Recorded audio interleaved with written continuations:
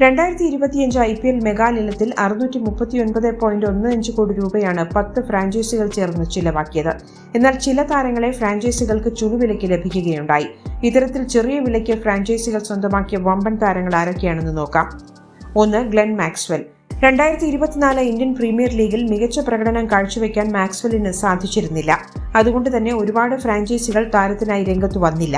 ലേലത്തിൽ 4.2 കോടി രൂപ മാത്രം ചിലവാക്കിയാണ് മാക്സ്വെല്ലിനെ പഞ്ചാബ് കിങ്സ് സ്വന്തമാക്കിയത്.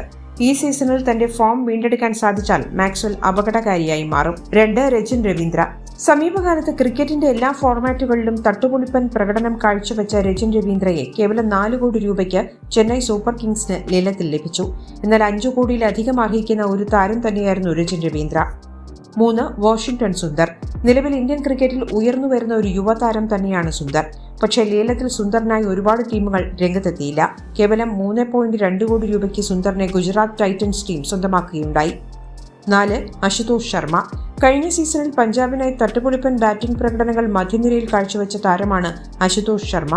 എന്നാൽ ഇത്തവണത്തെ ലേലത്തിൽ കേവലം 3.8 കോടി രൂപയ്ക്കാണ് ഡൽഹി അശുതോഷിനെ സ്വന്തമാക്കിയത്. 5. Quinton de Kock. IPLന്റെ 3 സീസണുകളിൽ 500-ലധികം റൺസ് സ്വന്തമാക്കാൻ ഡീകോക്കിന് സാധിച്ചിട്ടുണ്ട്.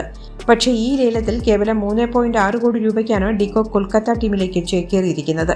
കൊൽക്കത്തയെ സംബന്ധിച്ച് ഇത് വളരെ ലാഭകരമായൊരു ലേലം തന്നെയായിരുന്നു. കൂടുതൽ സ്പോർട്സ് വാർത്തകൾക്കും അപ്ഡേറ്റ്സിനും നമ്മുടെ more sports YouTube channel subscribe ചെയ്യുക. ബെൽ ഐക്കൺ ക്ലിക്ക് ചെയ്യാനും മറക്കരുത്.